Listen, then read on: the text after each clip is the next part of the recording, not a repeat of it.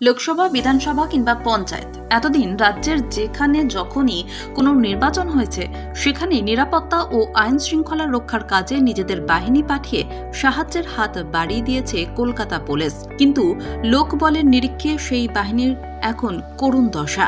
একদিকে দীর্ঘদিন বিভিন্ন পদে নিয়োগ না হওয়ায় বাহিনীতে কর্মী সংখ্যা ক্রমেই হ্রাস পেয়েছে, অন্যদিকে দক্ষিণ ২৪ পরগনার ভাঙড় লালবাজারের অধীনে চলে আসায় আয়তনে প্রায় দ্বিগুণ হয়ে গিয়েছে কলকাতা পুলিশ এলাকা।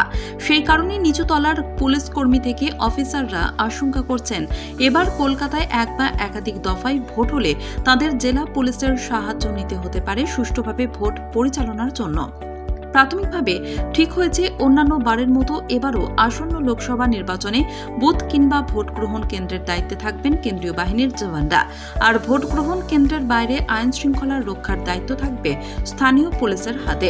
লালবাজারের তরফে প্রতিবারই কলকাতার ভোট গ্রহণ কেন্দ্রগুলির বাইরে একাধিক স্তরে বাহিনী মোতায়েন করা হয়, এমনকি ট্রাফিক পুলিশের সার্জেন্টদেরও 2টি বা 3টি করে বুথের বাইরে নিরাপত্তা রক্ষার দায়িত্ব দেওয়া হয়, যাতে কোনো রকম গোলমাল না ঘটে কলকাতা পুলিশ এলাকায়। তার ফলও পায় লালবাজার।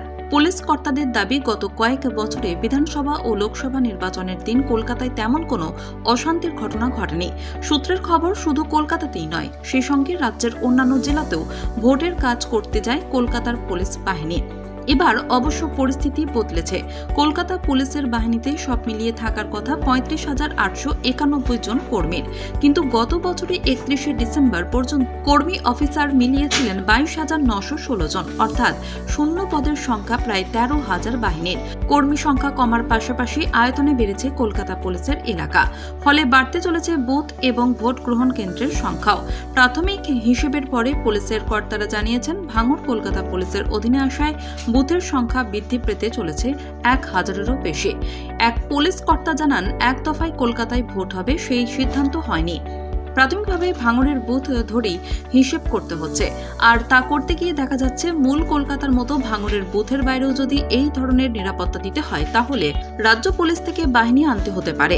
তবে সবকিছু নির্ভর করছে কত দফায় কলকাতার নির্বাচন হবে তার উপরে, এমনটাই জানিয়েছেন ওই পুলিশ কর্তা।